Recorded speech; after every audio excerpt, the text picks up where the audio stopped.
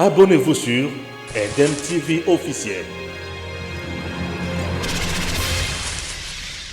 Merci à vous tous qui nous suivez de partout, chers Congolais. Bienvenue dans votre émission Tango Koki. Tango Koki, tout le belaobe Kakamakamboya RDC. Bande Kobalandi et Singeli Boyeba qui est au gouvernement Samalo Konde, ils ont déjà investi. Makambo et Bandiko Tambola en République démocratique du Congo. Gouvernement et une ambition moro ya kosakana na ngote. Ah oui, ambition moro ya kosakana na ngote. Tout le monde anda koloba basuki nanzela. Banyamulenge bazana posa ba postuler pe na 2023 ba comme pe ba président ya RDC. Munyamulenge peut-il devenir aussi président de la République démocratique du Congo? Mutuna na tuna ki yango parlement kabe ya kokaki ko répondre te siko na batu ebele ba bengi nga balobi Stéphane Lobela likambo wana za lokumu wa mutu ya mingi. Munyamulenge ko pe ko kuma président ya RDC. Steve Mbikai Steve na likambo azali ko sala abandi ba tourner dans la province. Steve Mbikai, après avoir échoué cause la ministre une fois de plus, na Kasai chef-lieu Chikapa a lancé pétition, il a supprimé Sénat, va supprimer Sensa, va supprimer Conseil économique, puis va supprimer makambo comme yasuka na kangi bienté. Mais na kangina no makambo o na moni fona lobela. Voilà, chers Congolais, Mbikai a-t-il tort ou raison? Voilà, Makamoto le lelo yango wana mususu ekoya zala toujours la na biso ko palangana te ko kende musika te zala kaka wana landa vidéo na biso tina suka et vous permettre yo au comprendre makambo nyonso pe ba parti nyonso ndenge to le bela awa. Merci beaucoup à Lumumba derrière la caméra qui peut arrêter d'abord de l'air.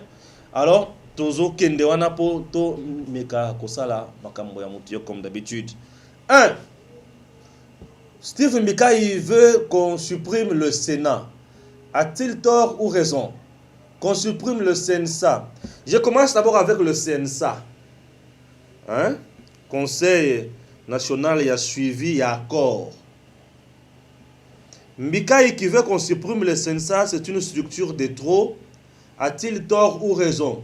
Dans le dossier à CNSA, Mbikai a raison. Steve Mbikai, c'est une première, peut-être n'a pas son raison. Dans le dossier, il y a CNSA.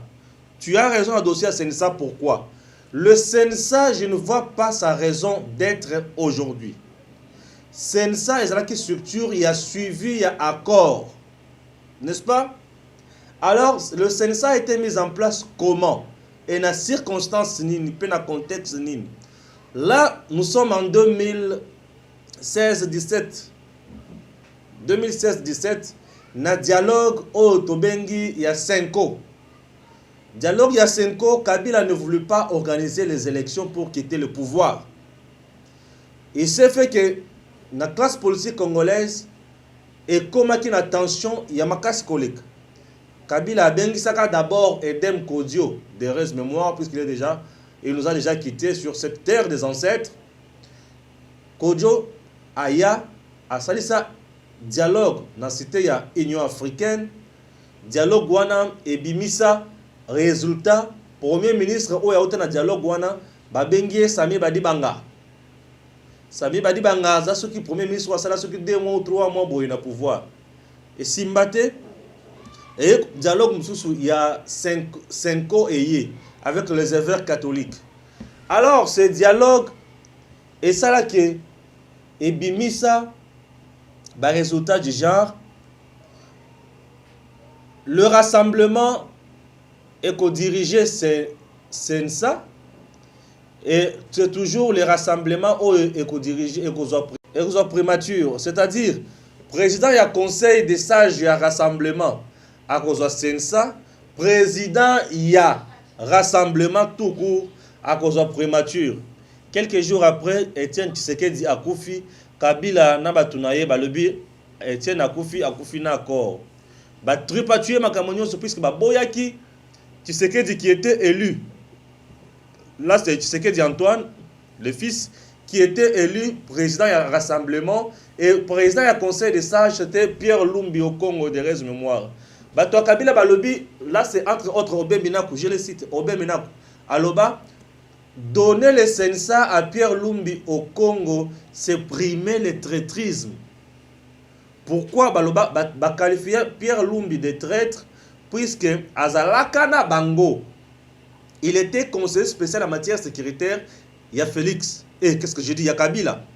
Alors, Pierre Lumbi, à Kotakana mouvement, il y a G7, le 7 parti politique. Pierre Lumbi était le président, il y a MSR à l'époque.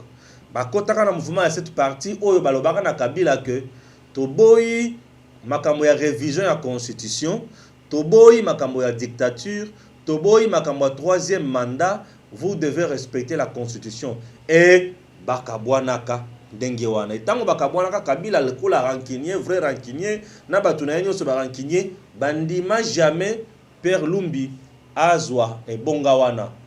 Ba dédoubla rassemblement. Nako dédoubler rassemblement et ça là que to comment un rassemblement oyo président du comité des sages azalaki Olengankoy. Et kuna président du rassemblement azalaki te porte-parole qui était Chibala, où il y a comme premier ministre, après l'arrangement particulier signé dans le palais du peuple, sous Kengo et Obé Minakou, et sous, oui, Kengo et Obé Minakou, Bakamere tout signé sous Kengo et Obé Minakou, Tango Makambo ya Senko et Choua. Bref, chers compatriotes, Stéphane Balamang étant l'historien du temps présent de la classe politique congolaise, je dois vous dire encore que, dans l'accord au Saint-Sylvestre,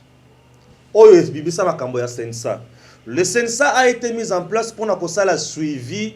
Il y a accord, il y a Saint-Sylvestre. Sensa est mis en place pour la suivi. Il y a Mbongone Bandako Kende na Seni, na trichement ya gouvernement pour organiser l'élection, vu que Corneille Nanga a sengaka plus de 500 jours pour salisa élection. Sensa et bandage Kolanda de près, situation où il y a des crispations politiques en République démocratique du Congo. Sensa et bandage Kolanda de près, des crispations politiques. Et parmi Baka, il y a des crispations politiques, il y avait des cas emblématiques où qui auraient tenu Nakati à dialogue il y a Senko. On avait entre autres les Muyambo, on avait Olenganko, qu'est-ce que j'ai dit, Lumbala.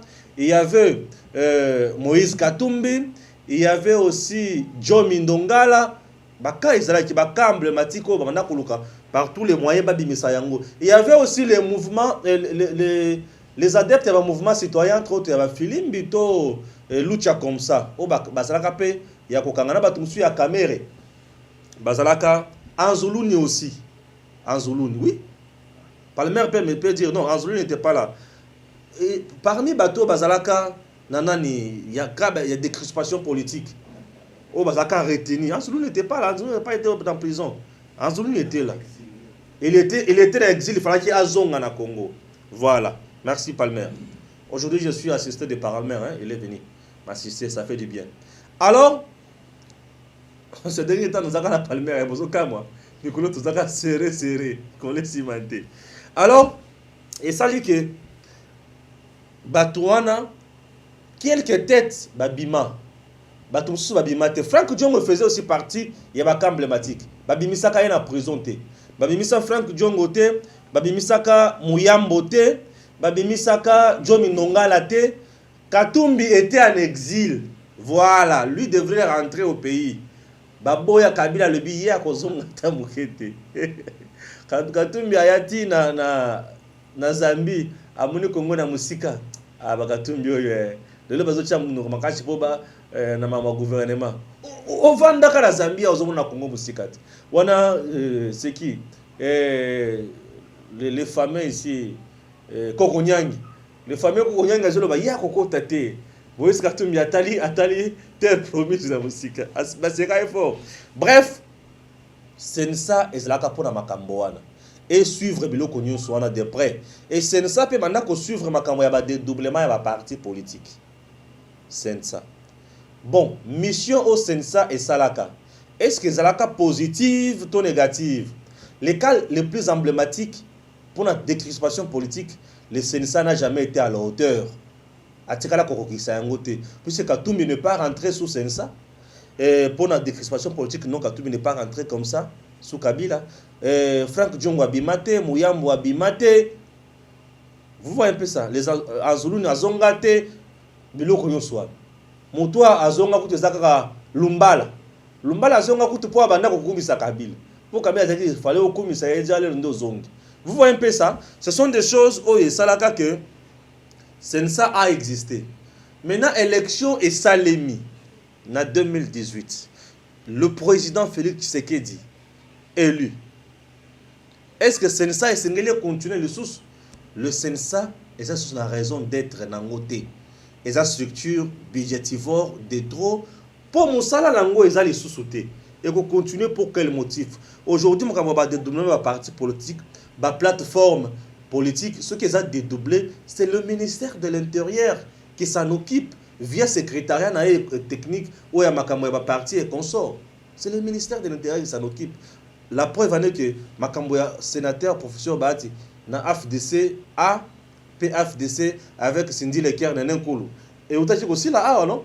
Oh, Cindy Leker, à son quartier latin à Kofi Olomide, à Tabinomoko. Isalak. Asuki. Libanda. Cindy Leker, comment n'a habité Mikolo? Alors, c'est un peu ça.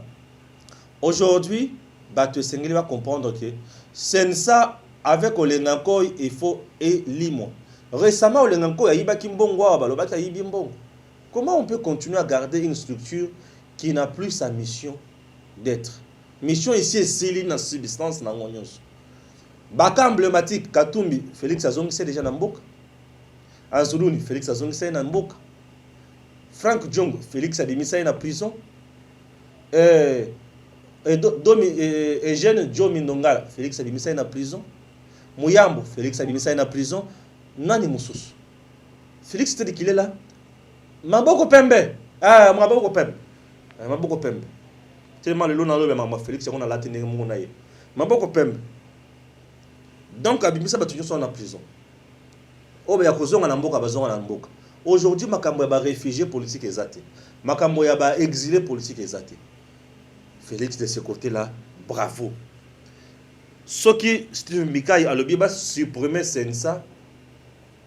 Oui, de ce point on a, c'est normal. Bisika nazo mona ki azo qui n'est plus loin a commis que le cas s'est réglé contre na ba ti le ko beza tant azo baba ba supprimer Sénat.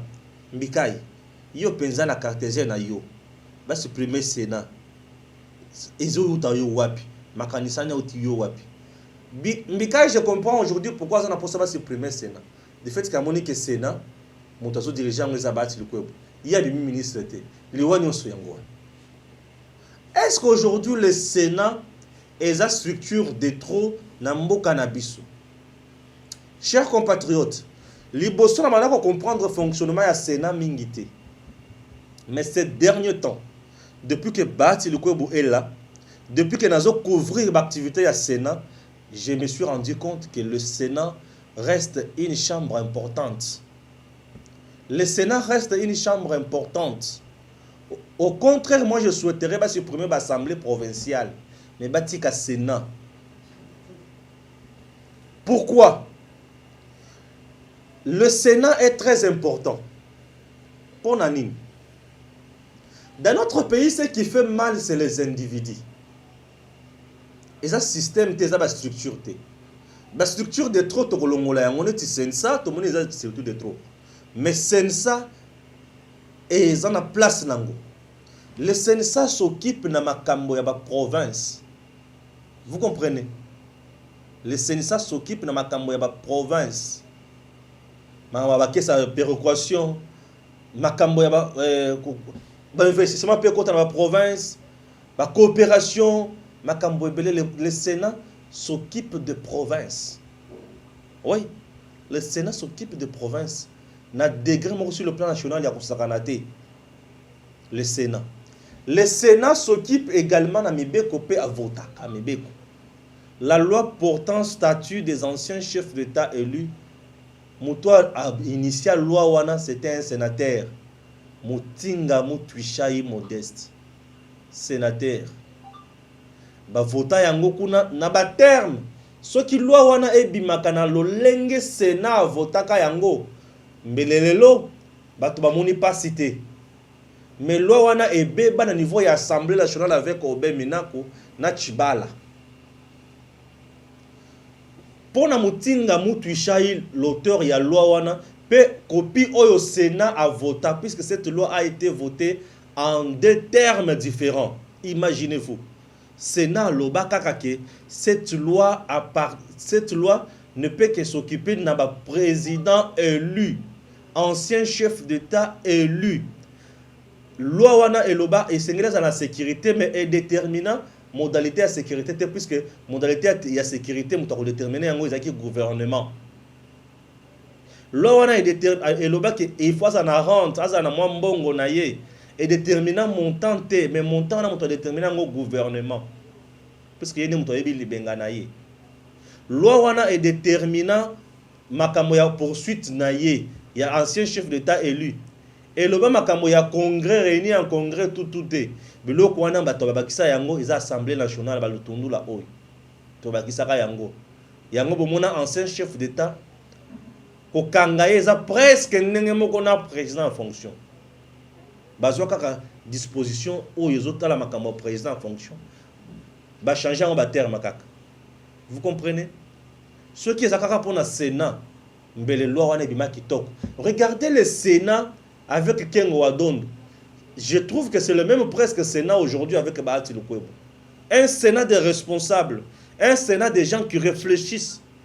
Kengo Wadondo a boma moto na moko en 2015 la parlement kabea na balabala na bato ba foyulu na bato mususu na balabala bazor lo ke recensement et koki jamais ko la conditionner pour na makambo ya élection o ninga balobaka na kabila na bato na yeke poto kende na élection poto kende na enrôlement. C'est les données et recensement de moto conditionné makambo ya enrôlement pour toute une élection ba beta kabiso le kwa likolo ba boshaba na batu mususu mais kengo nde moto bomaka moto la chambre haute au Sénat. Ces jours-là je me souviens kengo aloba na français aloba pe na lingala mbala liboso na yoka kengo azoloba na lingala azoloba peza na perchor na lingala mbala liboso mboka zaka paralysé pendant 3 jours. Masasi beta mabatu bakufa fayulu azwa bale ya caoutchouc na mutu evimba bamema na centre dans l'hôpital ntango ka fayulu vimba ka mutu palmera hebirika mona olo. C'était à cette époque. C'était à cette époque. Voyez un peu. Alors le Sénat a sa raison d'être. Le Sénat a sa raison d'être. Puisque le Sénat Moussa Lazali est très important. L'Assemblée nationale est votée par loi. Sénat a pu faire la deuxième lecture pour notre toilettage dans ma Kamoussous. Place ce qu'on a l'ingakate, c'est que cette dernière décision où il pris ma kanabango nyonso, ce qui est terme de divergence c'est Ali et à la voix de l'Assemblée nationale, ce qui est na commission mixte. Bato Sénat na bato Assemblée nationale. Or bato Assemblée nationale ba ko sala erreur ndenge Bruno Tshibala na mina ko basalaka na mama Kabila et kotisa biso moka na passe. Mina ko na Kabila na Bosha na qu'est-ce que je dis na Tshibala. Loi ya ancien chef d'État et les anciens chefs d'État élus bango babakisa na ba ancien président ya Assemblée nationale. Babakisa pe bango. Babakisa na procureur général de la République. Babakisa ba procureur il y a ba cours de tribunaux il y a ba parquet consort babakisa na batu ya ANR babakisa na ba ancien ministre il y a gouvernement Tshibala batu tout nyon sona jusqu'à aujourd'hui chaque mois ba futaka bango na ba réforme il faut ça là ba luka ba ça la réforme ya loi oyo les sources c'est très important mboka na sozo dépenser bon et belé. Donc je viens de vous faire comprendre que le Sénat de notre pays et la chambre où il y a prestige et zo sala musala mbikai a tort lorsqu'il veut qu'on puisse qu'on puisse mettre de côté le Sénat. Le Sénat doit exister. Kembika il cesse le règlement de compte na ba réforme na ye. Réforme oyo mbika za na kati koluka. Pétition mbika zo salisa que ba supprimer Sénat azo induire batu en erreur. C'est une grosse bêtise, c'est une grosse erreur. Azana kati ya komema batu na libunga. Le Sénat travaille réellement pour le développement de nos provinces, pour le développement de notre pays. La RDC est composée de provinces, chers compatriotes. On ne peut pas parler d'un pays sans province. Aux pays d'Engenim. C'est le fait d'avoir 26 provinces, et c'est les 26 provinces qui forment la RDC. La RDC, c'est l'ensemble de provinces. Si vous avez ma province, va supprimer le Sénat pour que nos provinces ne puissent plus exister. Non, pour que nos provinces ne puissent pas exister sur le plan, il y a développement, c'est ça. Hein? Pour ma province, la mission est de développer et sauter. Et qu'elle ne sauter. La chambre qui regarde ma province de près, c'est le Sénat. Est-ce que Mbika est un qui m'a malam pour nous proposer? Mbika il veut tout simplement qu'on supprime le Sénat pour qu'il bâti n'ait plus de travail, c'est tout. C'est ce que Mbika il veut. Donc Azol Lukamutuya Bahati partout, Arozwa Bahati. Bahati c'est un maréchal politique. C'est quelqu'un qui fait des preuves. L'un des parrains, il y a union sacrée. L'un des pionniers même, il y a union sacrée. On a bien un papa sacré. Un monsieur si honnête comme monsieur Bahati.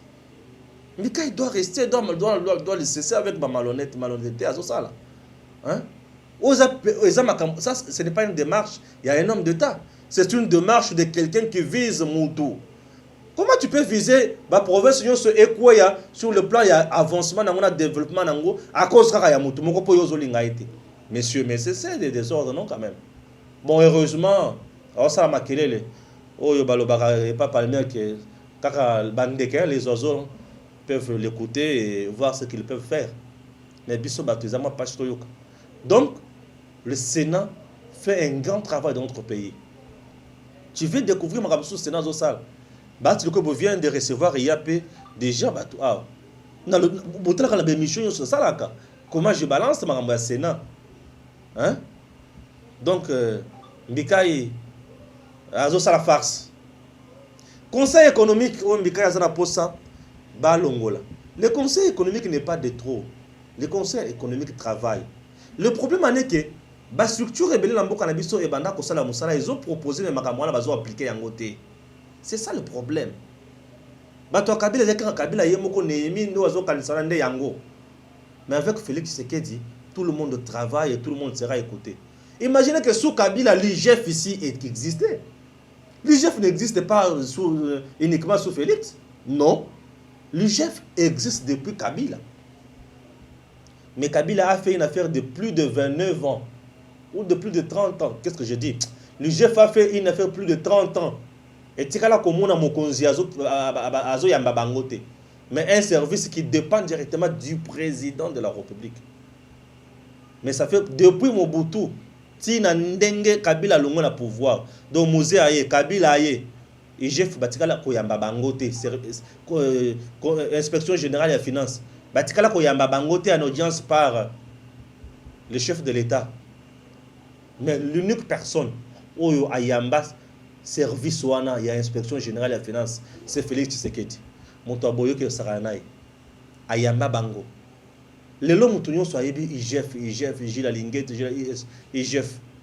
C'est grâce à qui? Pour Félix a PC Yango boost. A PC Yango pe malobi, allez, travailler. Allez, bon travailler pour Mboka Nabiso Kendeli Bosso.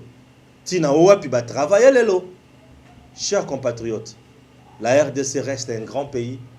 Le problème na Mboka Nabiso ezokoufa pour nanini pour tango bozo zanga bato bakoki kosala musala.